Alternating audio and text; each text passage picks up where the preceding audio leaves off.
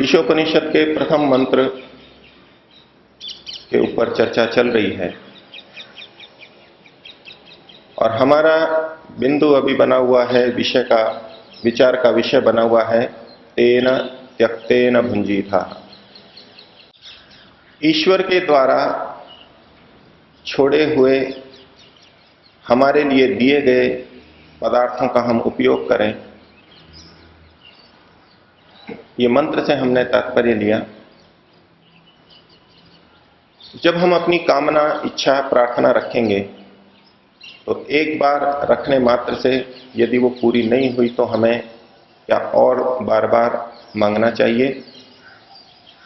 जैसा कि हम संध्या के मंत्रों में अनेक विषयों में प्रतिदिन दोनों समय प्रार्थना करते हैं, यज्ञ के मंत्रों में भी हम प्रार्थना करते हैं अथवा दिन में भी भिन्न भिन्न समय में ईश्वर से अलग अलग वस्तुओं की, विषयों की कामना प्रार्थना करते रहते हैं।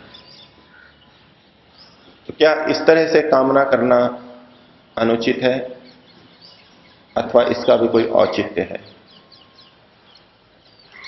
तो ईश्वर की प्रार्थना के संदर्भ में जब हम विचार कर रहे हैं तो ईश्वर की प्रार्थनाओं को दो भागों में, ईश्वर से की जाने वाली प्रार्थनाओं को दो भागों में हमें बांट लेना चाहिए।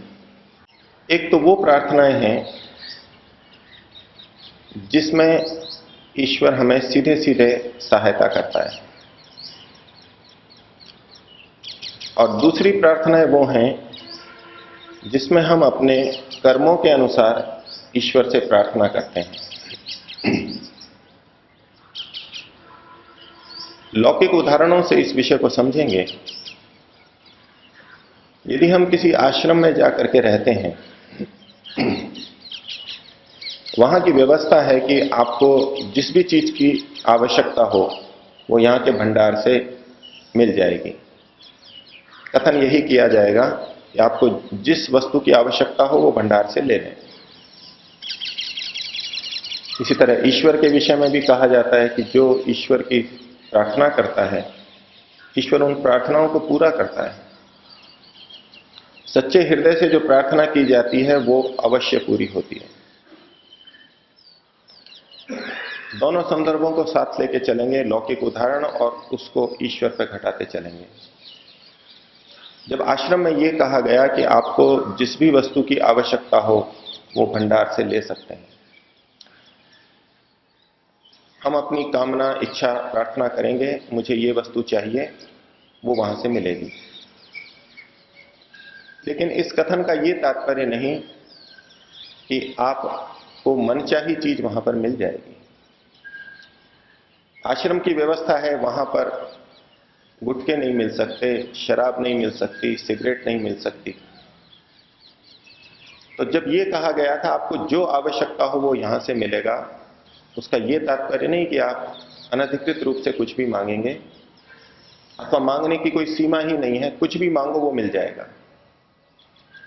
यही बात ईश्वर के संदर्भ में भी लागू होगी। हम अनावश्यक गलत बातों की प्रार्थना करेंगे तो वो वहां पूर्ण नहीं होगी।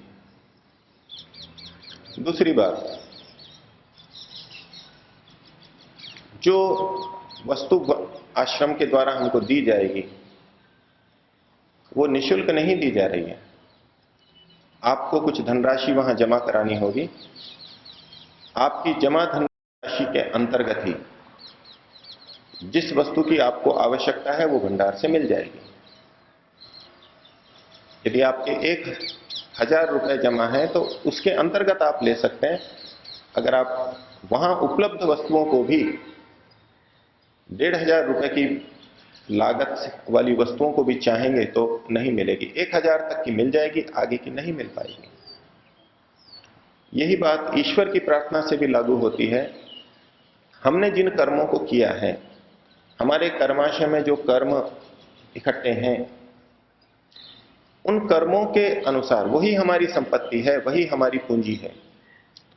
उन कर्मों के अनुसार अगर हमने कुछ चाहा है तो वो हमारे को मिल जाएगा।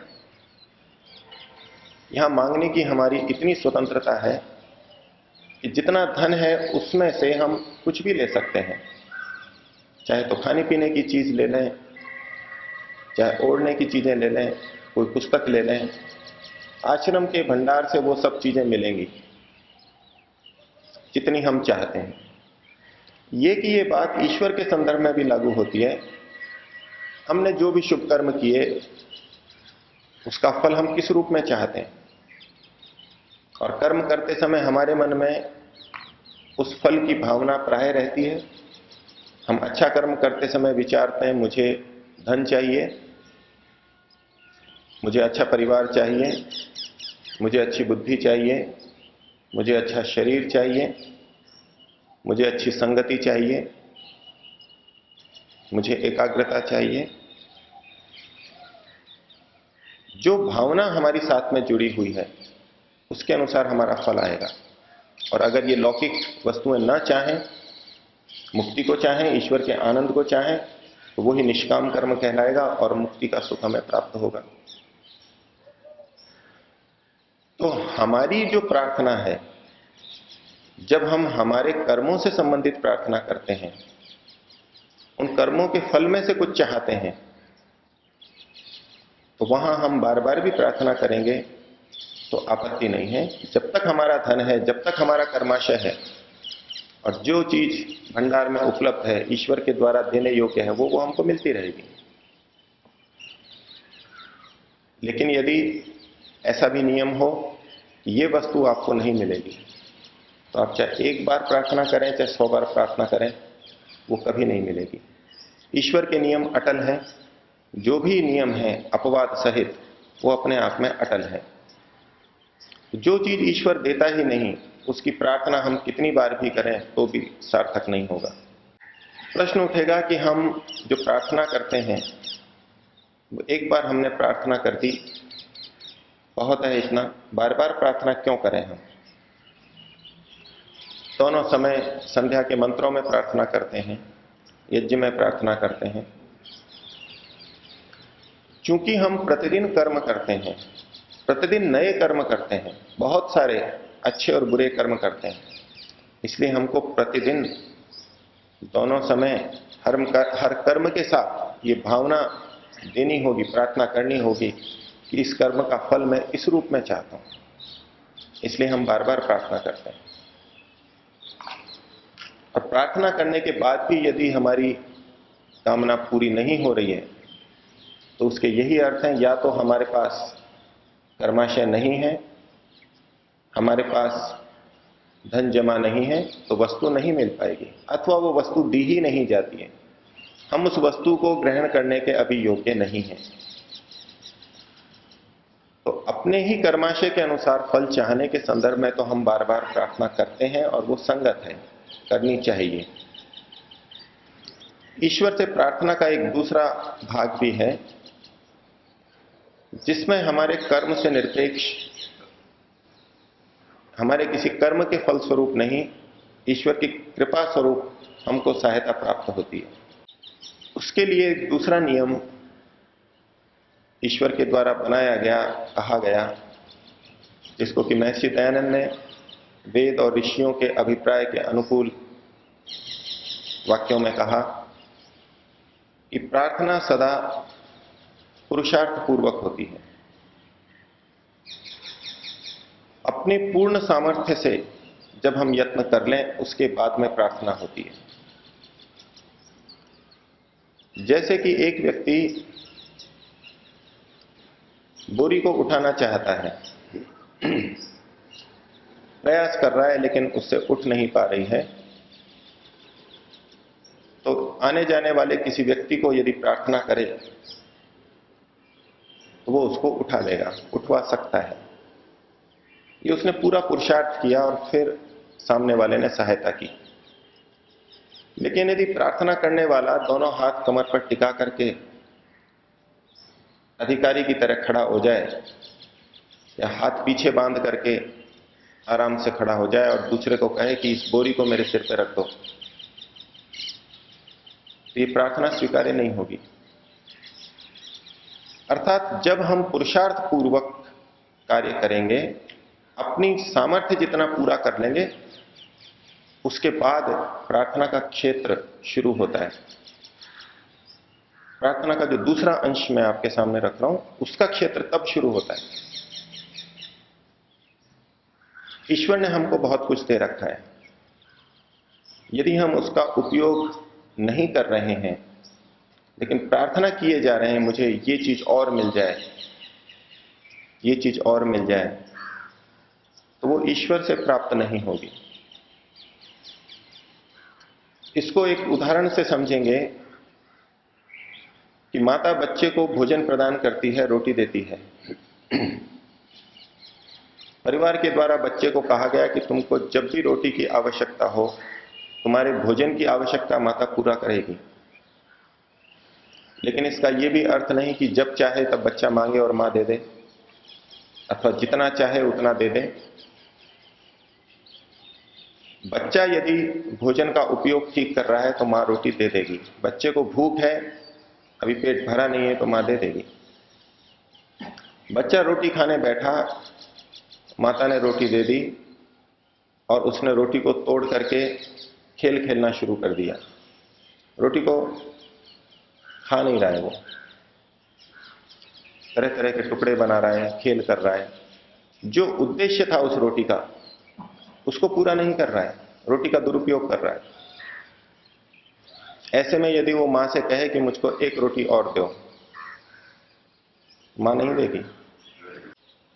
ऐसे ही ईश्वर भी हमारे पे जो कृपा करता है, उसमें हमारी प्रार्थना तभी सफल होती है जब ईश्वर के द्वारा प्रदत्त वस्तु का हम ठीक उपयोग कर रहे हों, और जितना उसने दिया है पहले उसका उपयोग कर लें। अब ईश्वर ने ये स्वास्थ्य, ये शरीर, ये बुद्धि, ये इंद्रियां हमारे को दी। यदि हम उसका दुरुपयोग कर रहे हैं तो हम चाहे कितनी भी प्रार्थना करते रहें, मुझे और अच्छा स्वास्थ्य मिले, ईश्वर उसकी पूर्ति नहीं करेगा। जो दे दिया उसका दुरुपयोग पहले बंद करें। हम बुद्धि की कामना करेंगे, ईश्वर कहेगा कि पहले आप इसका दुरुपयोग बंद कीजिए। ये महर्षि दयानंद की प्रतिभा है, ऊहा है, ऋषि बुद्धि है कि उन्होंने इस बिंदु को पकड़ करके और स्पष्ट शब्दों में हमारे सामने रखा कि प्रार्थना तो पुरुषार्थ पूर्वक ही होती है। न ऋते श्रांतस्य सख्याय देवा। ईश्वर की व्यवस्था के अनुसार ये इंद्रियां, देव आदि हमें मिले हुए हैं। जब तक हम इनका उपयोग करके श्रांत नहीं हो जाते, थक नहीं जाते, तब तक ये हमारे प्रति और कृपा नहीं करेंगे। जो खिलाड़ी हैं, अपने शरीर की सामर्थ्य बढ़ाना चाहते हैं, अधिक भार उठाना चाहते हैं, अधिक तेजी से दौड़ना चाहते हैं, उनकी सामर्थ्य कब बढ़ती है?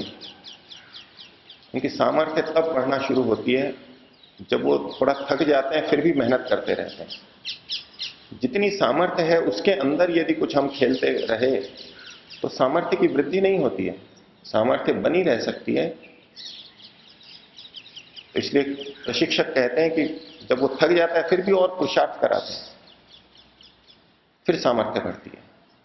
जितनी बुद्धि ईश्वर ने दी है उसका पूरा उपयोग करके जब हमें लगे कि अब थकान आ गई है, अब बुद्धि का बढ़ना शुरू होगा।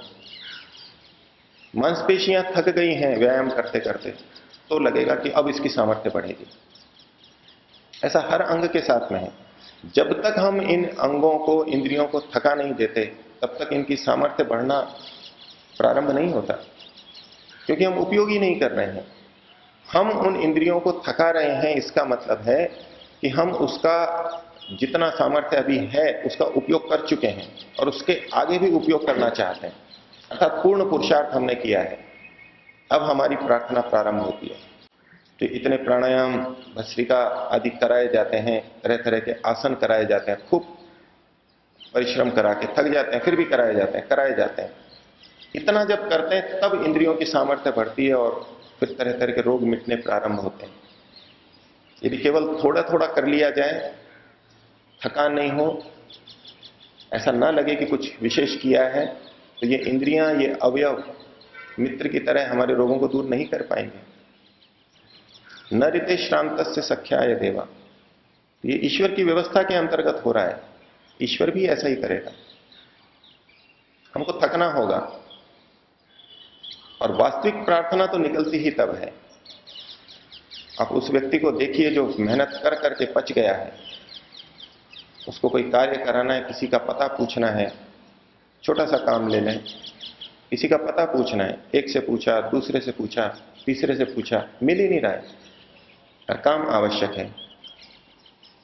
स्वयं के सामर्थ्य से सब तरफ ढूंढ लिया, अब किसी व्यक्ति को कह रहा है कि जी आप उस व्यक्ति को जानते हैं, उनके पास पता है, आप कृपया पूछ लें। एक सबसे पहले हम सीधे ही कह दें उसको कि मैं इसको पते की आवश्यकता है और आप ढूंढ दें। अब प्रार्थना उस तरह की नहीं निकलेगी जितनी कि सब तरफ से पचने के बाद में, थकने के बाद में प्रार्थना निकलती है, वो हृदय से निकलेगी। और जब ये कहा जाता है कि ईश्वर हमारे हृदय से निकली हुई प्रार्थना को पूरा करता है, उसको इस संदर्भ में लागू करें। हृदय से निकलेगी ही तब जब हम पूरे थक लेंगे, पच लेंगे। बिल्कुल अंदर से प्रार्थना निकलेगी कि ये तो चाहिए और मैं अपनी सामर्थ्य से इस वस्तु को, इस विषय को पूरा नहीं कर पा रहा हूं, तब वो प्रार्थना को स्वीकार होती है और वो प्रार्थना मिलती है। उसके पहले हमारी की गई प्रार्थना व्यर्थ है।